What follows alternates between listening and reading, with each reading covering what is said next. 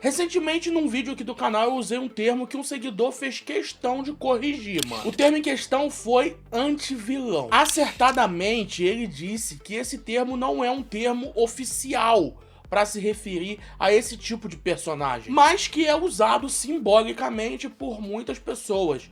Uma delas, eu, para se referir a um certo estilo de vilão no cinema, nos quadrinhos, nos desenhos e por aí vai. Então eu resolvi vir nesse vídeo para tentar explicar melhor o que seria o tal anti-vilão, já que muita gente sempre me pergunta o que seria o anti-vilão, qual é a diferença do anti-vilão pro vilão, do anti-herói pro anti-vilão. Então eu resolvi vir explicar essa questão de uma vez por todas. E sempre quando alguém tiver dúvida perto de você sobre o que é isso, mostra esse vídeo, beleza? Na narrativa heróica, onde temos personagens lutando pelo bem e pelo mal, nós temos 4 categorias de personagens. Antes da gente falar do anti-vilão, a gente precisa falar das outras 3 categorias, beleza? Então já deixa o like aí. A gente tem o mais conhecido de todos, que é o herói, mano.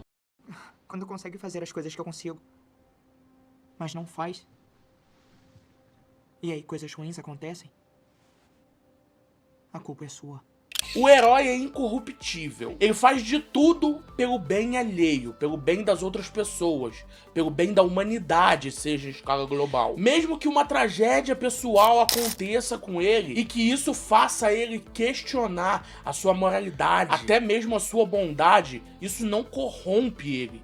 Isso faz ele crescer, isso faz ele melhorar, faz ele refletir e se tornar um herói ainda maior. O herói, ele derrota inimigos sem causar vítima, sem matar ninguém, sem precisar cruzar uma linha moral que transformaria ele em um igual ao seu oponente, ao seu rival. Esse herói, ele é o mais puro dos homens, o mais honesto e o mais bondoso. A gente pode usar como exemplo aí heróis como Homem-Aranha, Superman, são heróis que têm esse estilo.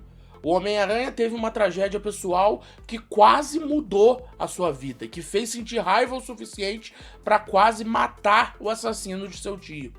Mas no fundo, o coração dele era bondoso demais. O que ele tinha aprendido era bondade demais.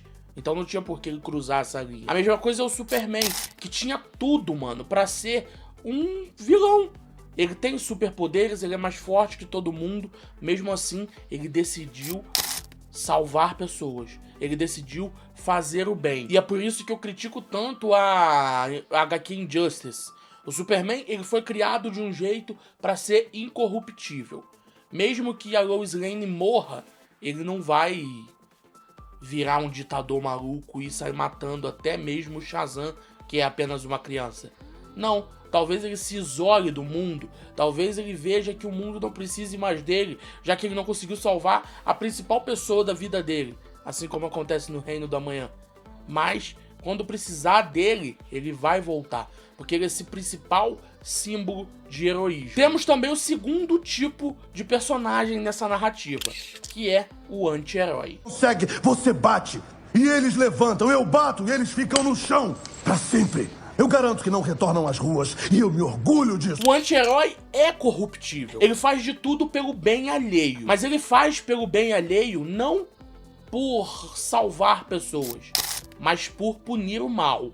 O prazer dele não está em salvar, está em punir o mal. Normalmente esses personagens nascem de um ódio de uma tragédia. Assim como o herói, ele passa por um momento onde uma tragédia muda ele. Só que o herói é mudado para um lado. O anti-herói normalmente ele é mudado para o lado do ódio. Uma injustiça familiar faz ele entender, por exemplo, que pessoas ruins não merecem pisar na Terra. Porque que sentido faria se uma pessoa da sua família morreu pelas mãos de alguém, esse alguém poder caminhar na Terra, poder viver, poder ser preso, poder viver numa vida normal, só que preso? Não. Esse verme precisa morrer, mano. Esse verme não pode pisar na Terra mais, já que ele tirou a vida de alguém importante ou de alguém que não fosse tão importante. Ele tirou uma vida. Então, ele não merece ter a dele também. Esse é o pensamento mais ou menos de um anti-herói, mano. O anti-herói, ele mata seus inimigos sem pudor nenhum. Sem querer saber de consequências, ele não quer saber se ele tá errado em matar, se ele tá saindo fora da lei porque ele está cometendo esses assassinatos, não. Na cabeça dele é justiça pura e sim. Ele tá limpando as ruas. Ele tá limpando para que pessoas inocentes possam viver em paz. Para que pessoas inocentes possam viver em paz em termos, porque na verdade ele tá eliminando quem ele mais odeia no mundo, que são esses animais. Esse tipo de personagem normalmente tem um coração bom, mas que em algum momento da sua vida foi destruído, mano. Ele tem uma mente hábil, ele é inteligente, mas em algum momento ele foi corrompido, ele foi destruído, ele foi desfeito em pedaços e reconstruído com uma dor gigante, velho. Seu objetivo é simples e puro: erradicar todo o mal que habita na Terra. Mas uma coisa você pode ter certeza: inocentes vão estar sempre salvos com esses caras por perto, mano. Não importa os meios, mas no fim os bandidos estarão mortos. A gente pode colocar aqui o Justiceiro como o maior exemplo de um anti-herói, velho. E entre heróis e anti-heróis também tem alguns personagens que são meio dúbios, como Hulk, Capitão América, Thor, que sempre deixam essa porta aberta. Eles nunca falam abertamente um código de conduta de que nunca matam ou nunca farão algo minimamente questionável, principalmente o Hulk, porque ele não tem controle de si mesmo. Agora, indo pro lado sombrio, nós temos o vilão. Perturbe a ordem vigente e então tudo se torna um caos. Eu sou um agente do caos. Completamente perturbado. O vilão, ele é ruim apenas por ser ruim. A sua maldade não tem escrúpulos e nada vai fazer ele deixar de ser mal.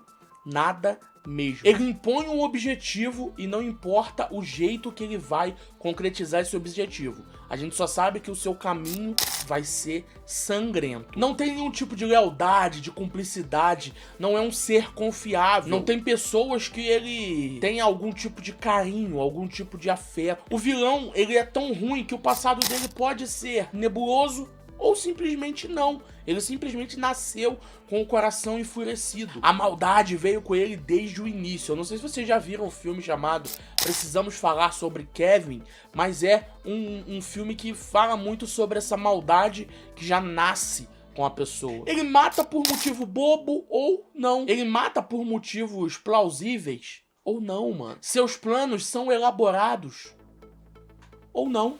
Ele simplesmente ataca. Esse tipo de personagem é ardiloso. Ele é inconsistente, é instável mentalmente e principalmente cruel. A gente pode botar no exemplo do vilão aqui o Coringa, talvez seja o maior dele. A gente não sabe muito do passado dele, mas a gente sabe que ele é um cara que ele é puramente ruim. Ele não quer revelar a identidade do Batman. Ele não quer matar o Batman. Ele só quer viver essa vida de rato e gato se caçando. Ele não quer que descubram a identidade do Batman. Ele quer lutem pra descobrir isso também. O Coringa é um ser completamente perturbado. E os vilões normalmente são isso. Eles são indecifráveis. E é aí que a gente chega no famigerado anti-vilão. E eu descansaria finalmente. Veria o sol nascer em um universo agradecido. Escolhas difíceis requerem determinação forte. Esse tipo de personagem, ele tem um propósito. Ele pode estar fazendo a maior barbaridade possível, como, por exemplo, estalar o dedo e matar metade do universo. Mas o motivo dele estar fazendo isso faz sentido na cabecinha perturbada dele. Normalmente um trauma faz ele pensar assim, ou simplesmente um senso de moralidade deturpado. Pro anti-vilão, os meios não importam. Seus lemas, sim. Seus lemas e seus códigos morais importam mais que tudo. Ao contrário do vilão, o anti-vilão, ele tem coerência no seu modo de pensar. São confiáveis entre os seus. Eles têm cúmplice, eles têm pessoas por quem lutar. Eles têm pessoas que eles realmente amam. Eles têm um tipo de código de conduta, mano. Mas não se engane, porque o anti-vilão, ele tem uma parada com ele que é única. Ele tem tudo isso que eu falei, mas nenhuma vida que não seja minimamente importante pra ele vai ser poupada no processo de concluir seus planos.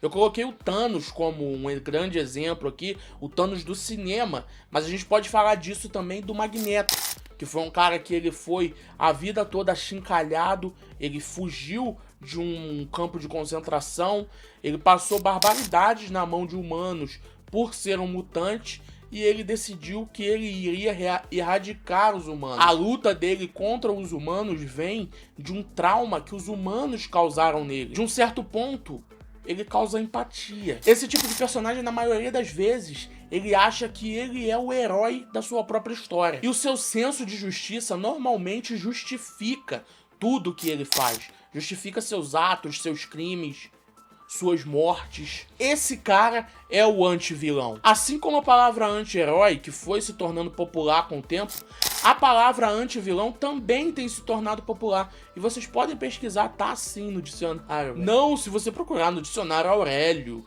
que você tem guardado na sua casa.